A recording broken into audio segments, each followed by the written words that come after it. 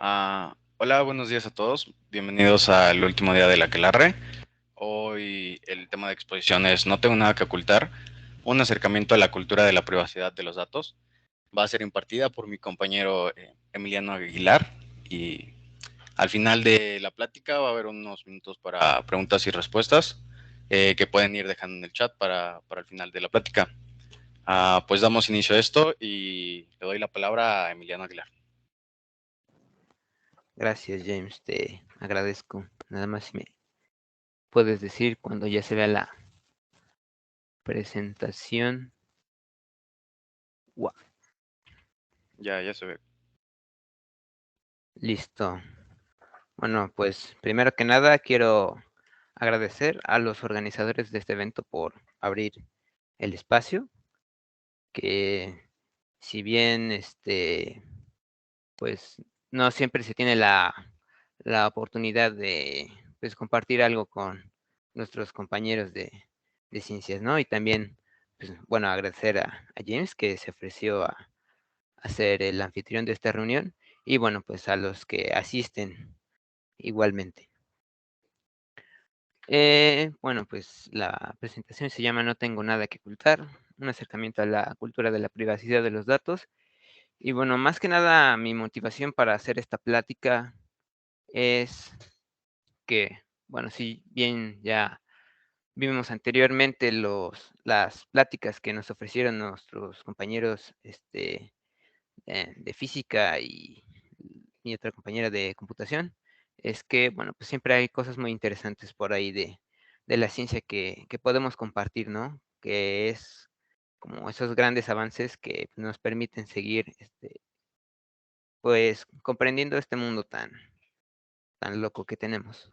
Pero siento que también vale la pena mirar un poco atrás y preguntarse qué es lo que hemos estado haciendo mal y ser conscientes de aquel, es como una especie de poder que tiene el uso de esos conocimientos, que finalmente son herramientas, este, y bueno, en este caso, pues esta herramienta son los datos y algunas técnicas de ciencias computacionales, como son las ciencias de datos y el Big Data, pero pues quería compartirles cómo es que se han estado utilizando a lo largo de estos años y bueno, que parece ser como algo que mucha gente ignora, que parece invisible y que realmente nos está afectando, pues básicamente a todos. Es un tema que nos compete desde, no sé, un investigador de una área con un postdoctorado hasta la señora que vende tortillas, básicamente a todas las personas y pues alrededor de todo el mundo, como lo vamos a ver. Más que nada voy a exponer unos casitos de cómo sean, bueno, un mal uso de datos de manera ilícita y bueno, para otros fines que privan de nuestras libertades fundamentales. Y bueno, pues después discutiremos como una posible solución. Entonces, para empezar, tenemos que preguntarnos qué son los datos. Esta es como la única base que necesitamos saber porque pues esta exposición no planeaba ver como cosas técnicas, así como de matemáticas bien locas que yo sé que a muchas personas les gusta y pues bueno, muchas por eso estamos aquí, ¿no? Pero pues es para que se entienda por todos y pues es para todos, ¿no? Incluso para quienes no son de alguna área de ciencias. Entonces, bueno, le llamamos datos a información en forma digital que puede ser transmitida o procesada pues por una computadora, ¿no? Y bueno, esos pueden ser como muchas cosas, ¿no? Tu código postal, tu fecha de nacimiento, tu correo electrónico, tu número de teléfono, bla, bla, bla, bla. Y bueno, una vez que ya aclaramos qué es lo que nos referimos por datos, pues vamos a empezar con un poco de una introducción de cómo es que surgió esta especie de cultura sobre los gobiernos de recopilar información de la gente, ¿no? Y bueno, esto ya tiene muchos años y curiosamente tiene un contexto político, este, muy fuerte, parece como de película. Y bueno, nos remontamos a pues el atentado del 9/11 en Estados Unidos, cuando las Torres Gemelas pues fueron atacadas. Un lamentable suceso. Bueno, resulta que después de los atentados del 9/11, pues los ciudadanos de Estados Unidos tenían miedo de que ocurriera pues cosas de ese estilo, ¿no? Porque a lo mejor nosotros no lo podemos ver de esa forma, pero que pase un evento de esta magnitud en el lugar donde vives, pues debe ser muy impactante y supongo que es natural sentir miedo, ¿no? Entonces, pues ellos exigían más seguridad acerca de, pues, cosas de terrorismo, ¿no? De que los detuvieran y de alguna forma, pues, hicieran algo al respecto. Entonces, pues, el gobierno de Estados Unidos, este, ya tenían un plan pensado que se llama el Programa de Vigilancia de Terroristas, y bueno, se convencieron de que si lo hubieran implementado hace mucho tiempo, pues hubieran podido detener pues este evento que pasó. Y bueno, se creó pues este programa que básicamente recopila datos y digamos que en palabras muy cortas vigila a la gente como para encontrar terroristas por ahí. Y bueno, el principio del programa era salvaguardar a los ciudadanos estadounidenses de pues del terrorismo, ¿no? Algo pues que en principio pues suena muy bien, ¿no? Pero bueno, este, pues como muchas cosas en las políticas y las relaciones públicas, pues la información siempre ha sido un poder que muchas personas ignoran, ¿no? Entonces, bueno, estos poderes que adquirieron, por así decirlo, al implementar este programa, los usaron poco después para hacer una campaña nacional de identificación de perfiles muy agresiva contra personas árabes y musulmanes, en el cual pues el FBI pues estaba buscando al culpable del atentado o posibles culpables. En esta campaña se registraron 80,000 personas, se entrevistaron 8,000 por el FBI y se encerraron más de 5,000 en prisión preventiva, que es precisamente esta imagen que estamos viendo, que es, bueno, estos grupos de árabes y musulmanes protestando. Ahí se lee que cierren Guantánamo, que era el campo de concentración donde básicamente nada más agarraron a un grupo de árabes y musulmanes, más de 5,000, y los encerraron. Y pues, no sé, como que eso es un abuso de poder muy fuerte que no tenía pues sentido alguno, ¿no? Porque al final de todo esto que hicieron, no se encontró a ni un solo terrorista. O sea, básicamente afectaron a cerca de más de 90,000 personas y no tuvo, pues, repercusión alguna, ni siquiera funcionó en lo que tenían planeado, ¿no?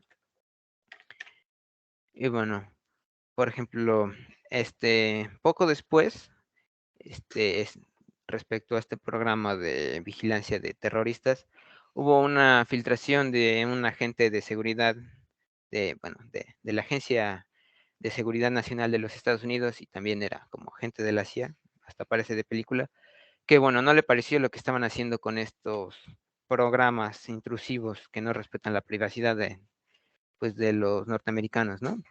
Entonces, pues, inconforme con lo que estaba viendo y viviendo, pues decidió filtrar, qué es lo que estaban haciendo. Puntualmente mostró cómo la Agencia de Seguridad Nacional puede demandar información de usuarios a empresas como Microsoft o Google a partir de, bueno, más aparte de su recolección de datos diaria que atrapan, ¿no? Entonces, bueno, evidentemente se le considera como un desertor y pues una vez filtrada la información, pues ya no puede volver a su país y por revelar la verdad ahora se le busca como un criminal. Entonces, la pregunta aquí de cómo comenzó toda esta mm, cultura de los gobiernos de extraer información este, con ciertos fines y que realmente la terminen usando para otra, pues hay que preguntarnos si esto realmente funciona, ¿no? Pero hay que preguntarnos, si estamos buscando, por ejemplo, personas malas, por así decirlo, y tenemos un bonche de información. Entonces, ¿qué utilidad le suma si nosotros agregamos más información de muchas personas que aparentemente es al azar, ¿no? O sea, ¿por qué no en vez de agregar más información, se usa la que se tiene y pues se trata de entender mejor, ¿no? Porque pues realmente nada de eso sirve o ha servido. De hecho, a pesar de las expectativas, este programa nunca detuvo ningún ataque terrorista masivo.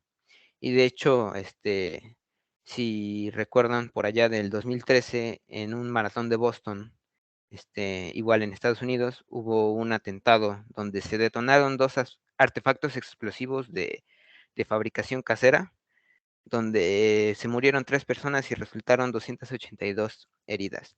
Y bueno, casualmente la persona que realizó este acto macabro, pues ya era un perfil del FBI, ya lo tenían pues ubicado y pues aún así ni siquiera pudieron detenerlo, ¿no? O sea, básicamente toda esta información que están recopilando sobre los ciudadanos, mm, realmente no la están ocupando con ese propósito, ¿no?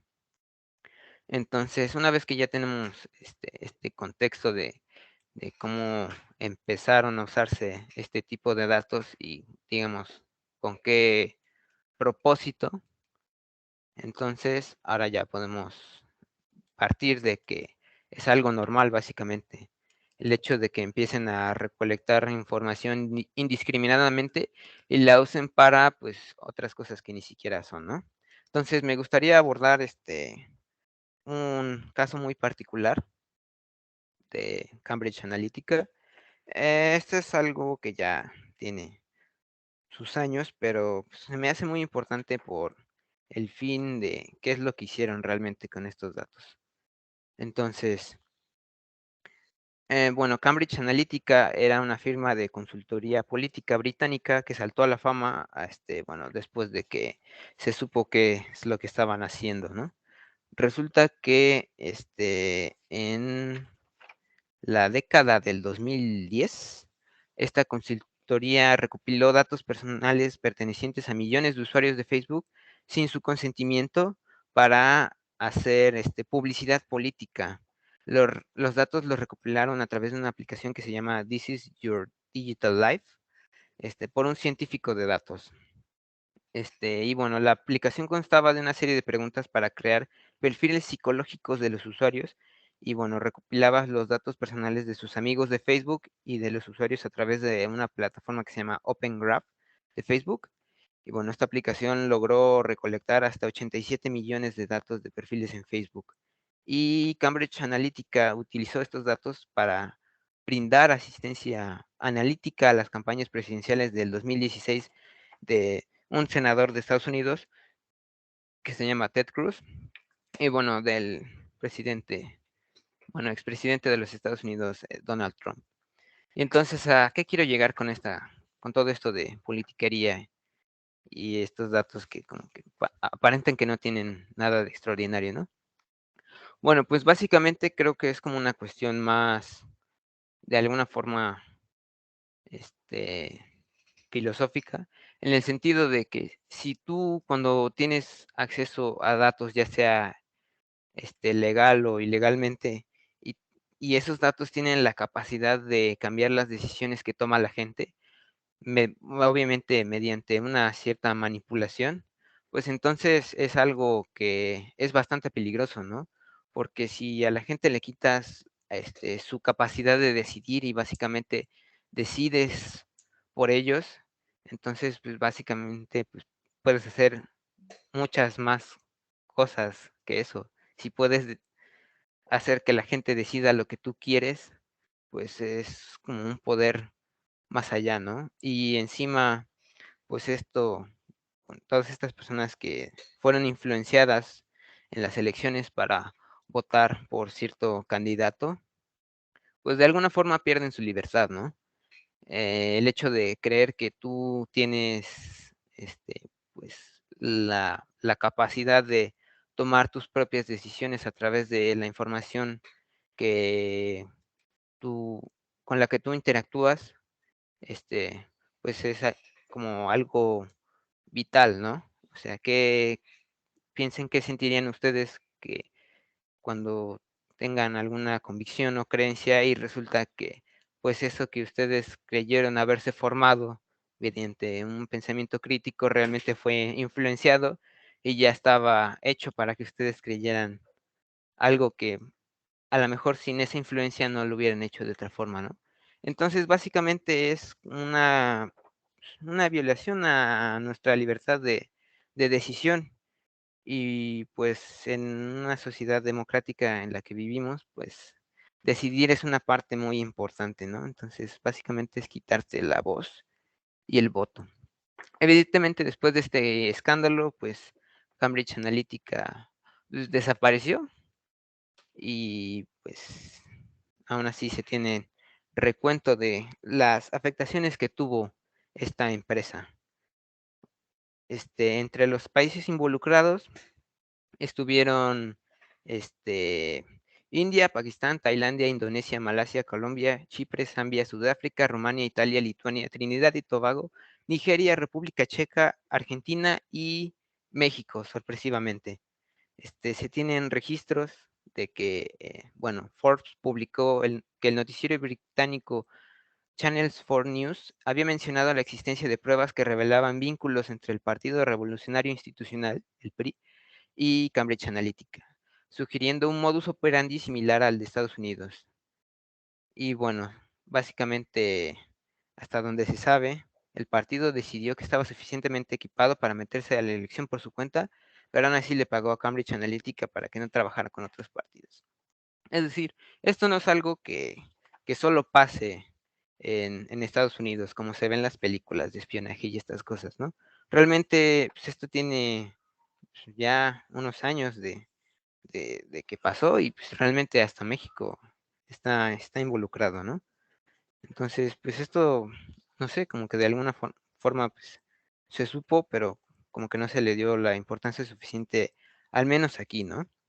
Entonces, por eso también me gustaría abordar este, unos siguientes casos que son específicamente de México, para que nos demos cuenta que realmente este tipo de cosas suceden aquí y ya tiene mucho tiempo y es algo más común de lo que nos gustaría creer, ¿no? Y bueno, este, este es como una especie de comedia involuntaria, así me gusta describirlo.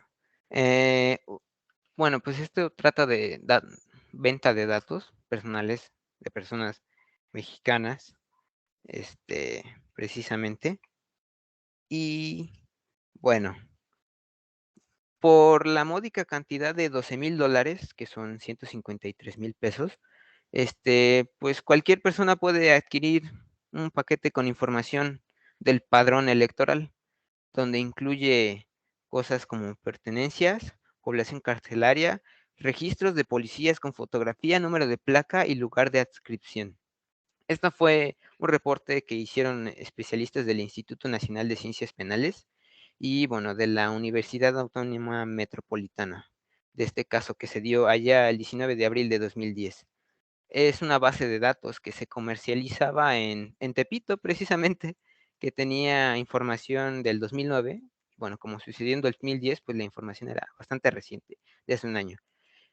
Y bueno, que constaba de 3 memorias externas, cada una de 160 gigabytes. Y bueno, esto se vendía al mejor postor, básicamente, tanto a grupos del crimen organizado como a agentes policíacos que la utilizan para trabajar. Bueno, pues evidentemente la, la policía de aquí no, pues a veces no nos parece lo suficientemente competente, a tal grado de que, bueno, ellos mismos intensivan esto, ¿no? Y bueno, en palabras textuales de un policía, dice, cuando le comentamos al jefe de grupo que se estaba vendiendo esta información, tuvimos que cooperarnos para comprarla. Cada uno de nosotros puso 10,000 pesos, porque la verdad es que sí nos agiliza el trabajo. Y bueno, no sé qué piensan ustedes de eso, pero que el hecho de que el crimen organizado consiga datos del padrón electoral y los venda tanto a criminales como policías, pues es algo bastante grave y de lo que nunca se habla, ¿no? Y bueno, también, por ejemplo, para explicar un poco más de lo que consisten estos datos, había un archivo denominado casetas Telmex, que contiene los números de todas las casetas públicas de teléfono del país, lo cual permite rastrear llamadas relacionadas con secuestros o extorsiones, un trámite que de hacerlo ante la compañía que presta el servicio, le toma a los agentes por lo menos 5 días. Y bueno, como ya les había comentado, estos datos también se venden a criminales por igual. Y bueno, citando textualmente del artículo, que, bueno, el policía reservó su nombre, porque evidentemente no creo que quieran saber qué policías estaban comprándole datos a los criminales de ahí de Tepito. Dice así: aquí está la base de datos de las policías del país, con fotografía, número de placa, lugar donde están adscritos. Así los delincuentes ya saben con quién llegar, a quiénes amenazar, pues cruzando con la lista del padrón con otros registros, obtienen hasta sus domicilios y ubican a su familia para presionarlos. Es decir, la capacidad que tienen los datos o sea, es increíble. O sea, y la facilidad también con lo que los obtienen, o sea, pues es ridículo. Y pues es algo muy grave, o sea, imagínate que un criminal sepa pues, todos estos datos, dónde trabajas, dónde vives, quién es tu familia. Y bueno, evidentemente si eres un objetivo como los policías, pues está difícil la situación, ¿no? Y bueno, este otro fue el 5 de abril de 2021, es decir, hace un año. O sea, hace más de 10 años estas cosas ya pasaban y siguen pasando, lamentablemente. Bueno, este reporte dice que datos de 13.330.511 usuarios mexicanos de Facebook estuvieron a la venta en Internet desde agosto del 2019 y 2 años después se encuentran disponibles de manera gratuita, es decir, regalan tus datos. Y bueno, dada la cantidad de estos datos, pues no duden que los datos de una persona que conocen o de ustedes mismos, pues ya se vendieron, ¿no? O hasta se regalaron. Estos datos personales forman parte de los 550 millones de registros de Facebook que un usuario llamado Tom Liner ofreció de forma gratuita el 3 de abril en un foro que se llama Rate Forums y que incluyen nombres de los titulares de números telefónicos, localización geográfica, fecha de cumpleaños, ocupaciones, estatus de relación sentimental, fecha de creación de la cuenta y correos electrónicos. Y bueno, muchos de estos datos, pues, por ejemplo, el correo electrónico y los números de teléfono pueden usarse para cosas desde que te manden spam o algún tipo de correo basura como phishing. Bueno, nada más para explicar, phishing es una estafa, un engaño donde te mandan un correo haciéndose pasar por una institución comúnmente bancaria para robarte tus datos. Te redirigen a un sitio web que es idéntico al sitio del banco, entonces tú introduces tus datos y pues básicamente tú se los das, ¿no? Y bueno, estos datos de correo y número de teléfono pues también se pueden usar para muchas otras cosas, para luego esos mensajes que te llegan de puro spam o extorsiones, lo que sea, muchas cosas. Y ya por último, cómo no, más datos personales. Esta vez son del IMSS, del Bancomer y del Santander. 3 bases de datos con supuestos registros de personas, de estas instituciones que ya mencioné, fueron puestas a la venta el 22 de enero en un foro. El registro del banco, BBVA, alega tener 3 millones de registros. El de Santander tendría 1 millón y el del IMSS 42 millones. Entre los registros filtrados en la base de datos de BBVA se encuentran nombre completo de la persona, dirección, y la dirección consta de calle, colonia, ciudad, estado y código postal, número telefónico y RFC. En la de Santander se encuentran, además de los datos anteriores, el número de tu tarjeta. Y bueno, el IMSS, su base de datos incluía nombre, domicilio del empleador, número de afiliación, CURP y salario base. Y bueno, no, pues ya con estos ejemplos, pues no es novedad, ¿no? Esto ya ha estado ocurriendo desde hace más de 10 años. Y bueno, a pesar de que nosotros tenemos leyes que de hecho se hizo en el sexenio del Calderón, la Ley de Protección de Datos Personales, creo así se llama, que no se ha actualizado desde ese entonces, no sé por qué razón. Este, pues no sé, imagínense con tantos millones de datos qué tantas cosas no pudieron hacer. Y bueno, como estas cosas se venden en foros, pues la compran los criminales o personas que tienen los recursos.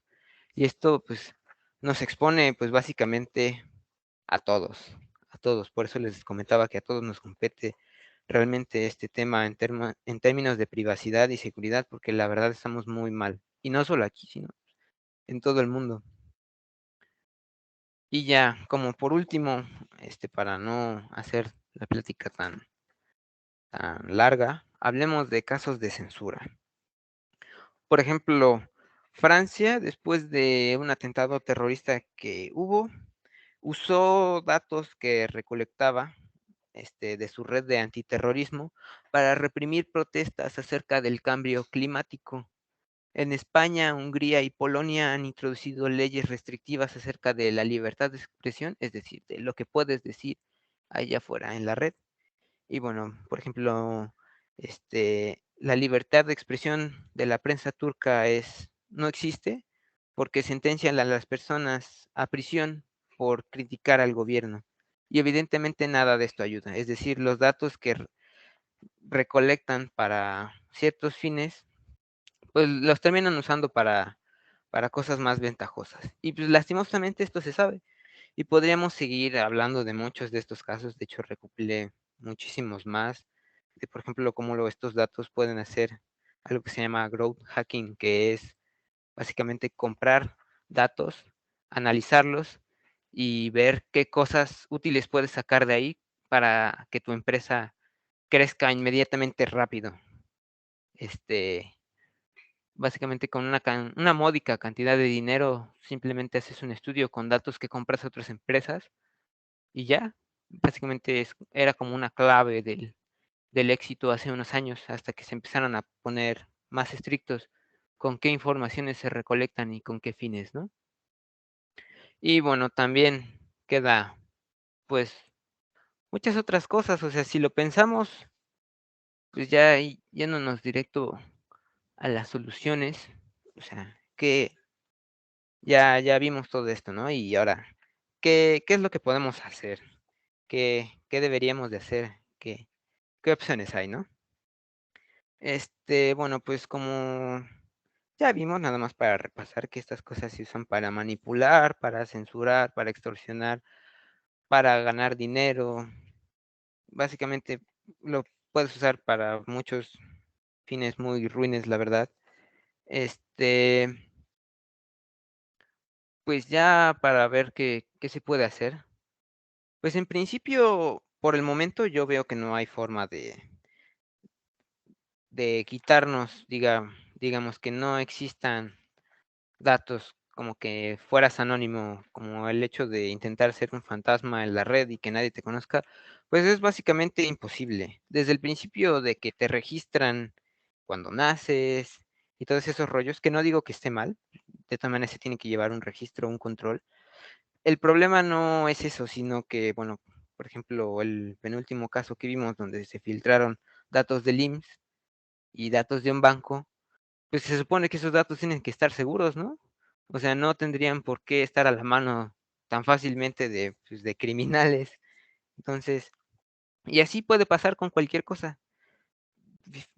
Fácilmente, igual un gobierno puede solicitar acceso a alguna información y normalmente las empresas tienen que cooperar y no hay forma de quitar los datos, bueno, los que ya pusimos y bueno, algunos que muy probablemente estarán en un futuro. Por ejemplo, cuando te registras al SAT o, o a un banco, a una institución, o sea, tú no tienes el control de qué se les escapa y qué no hay de otra ahí.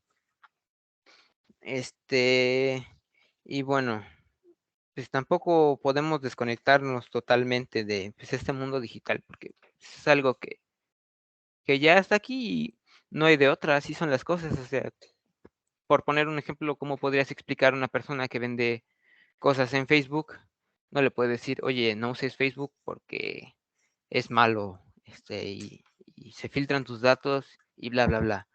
Te va a decir, ajá, y luego, o sea, yo tengo que vender, es un, es una ayuda, no sé, que pueda vender algo usado o algo de por allá, ¿no? Y pues, hay mucha como dependencia a, pues, el software, por así decirlo. O sea que básicamente se usan, pues, este tipo de cosas para muchos fines y que realmente para algunas personas no es una opción dejarlo, ¿no? Pero lo que sí podemos hacer es ser cuidadosos sobre qué es lo que hacemos allá afuera en la red, ¿no? Porque finalmente, pues, la privacidad es inexistente, ya todo lo que hagas allá en la red se termina por saber. Desde cosas como navegadores que, pues, te van siguiendo a través de la red, de cosas como filtros burbuja de Google que influencian qué cosas te aparecen en la búsqueda cuando, pues, haces una solicitud para buscar algo, y cosas de ese estilo. Entonces, pues, simplemente hay que ser cuidadosos con lo que interactuamos. Pues, lo mejor sería dejarlo y ya, pero, pues, eso no se puede. Entonces, pues nada, creo que antes que todo, pues, sería empezar a concientizar a las demás personas que tenemos alrededor, porque, pues, bien fácilmente un familiar tuyo o tú mismo puedes ser víctima de uno de estos abusos de los que a los que se prestan, pues, el uso de datos, ya sea recolecciones lícitas o ilícitas. O sea, realmente es un peligro que ya estamos viviendo desde hace varias décadas, y que, pues, aparentemente nadie hace nada al respecto, ¿no? Pero, pues, ¿cómo esperamos que hagan algo si no se enteran primero de la situación? Entonces, pues, también fue uno de los motivos por los que hice esta plática, tratar de hacerla no tan técnica, no tan en detalle, sino como más para plantear una realidad en sí, y que, pues, todos alcancemos a ver qué es lo que está pasando y para qué tipo de cosas se prestan, pues, los conocimientos que hemos desarrollado a través de las metodologías científicas, ¿no?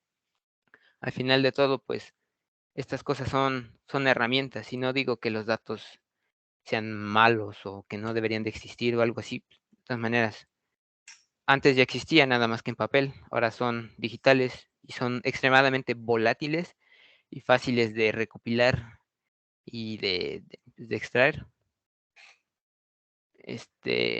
Y bueno, dado que estas técnicas de ciencia de datos y todas estas cosas que se usan para hacer los análisis que se prestan para estas cosas malas, pues también las podemos usar para otro tipo de cosas. Si bien una herramienta, pues la puedes usar de una forma, de formas buenas o de formas malas.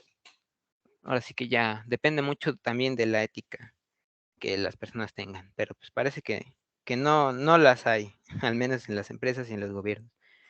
Este, y pues nada, eso es todo. No sé si tengan alguna duda o pregunta, y si no, pues igual les agradezco su atención y nuevamente a los organizadores de este evento que me permitieron compartirles esto con ustedes. Ok, muchas gracias, Emiliano. Vamos a dar unos minutos para preguntas. Ahí está el chat. En caso de que quieran hacerla por su micrófono, pueden levantar la mano y eventualmente hacer la pregunta. Entonces, vamos a esperar unos minutos para eso.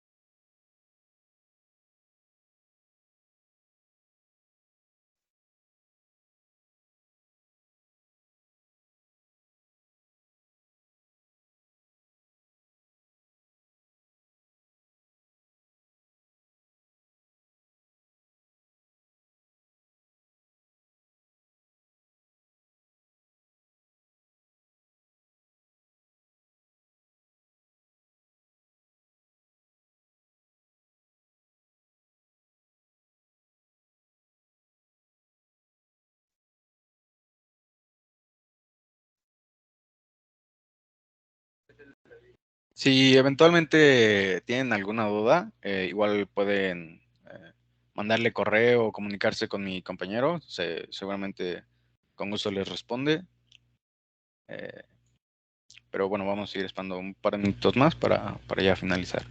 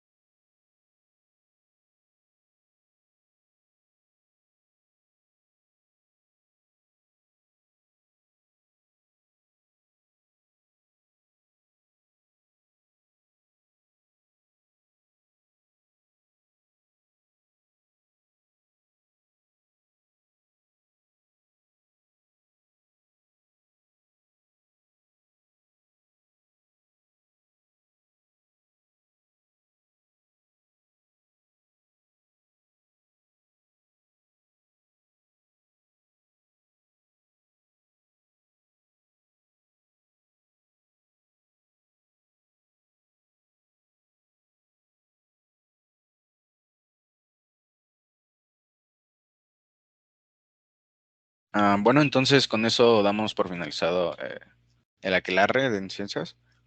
Muchas gracias, Emiliano. Estuvo bastante interesante tu plática. Y bueno, les vuelvo a recordar que si eventualmente tienen una duda, pueden contactar a mi compañero. Muchas gracias a todos por asistir y también al ponente. Nos vemos. Que tengan un lindo día todos. Gracias, James. Nos vemos. Gracias, nos vemos.